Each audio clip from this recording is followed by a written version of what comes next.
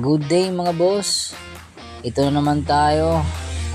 Pinapakita ko sa inyo kung paano natin gawa ng outside na packaging that serves as protection sa ating camshaft copier na ipapadala doon sa busing ng Batangas. So, kulipid na si Busing. At ako'y nagpapasalamat sa kanya ng lubos dahil siya yung kauna-unahang nagtiwala sa ating kakayahan, at kahit na wala pa tayong binta sa online talaga is nagtiwala na siya sa atin kahit na hindi niya tayo lubos na kilala.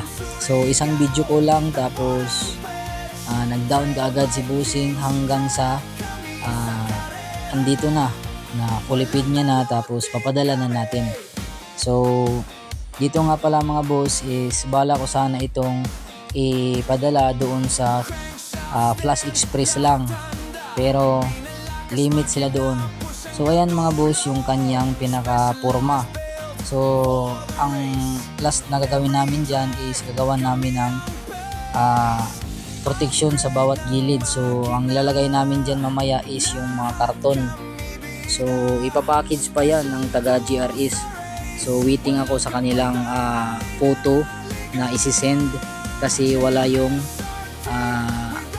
mga tagapag balot kanina doon sa kanilang opisina.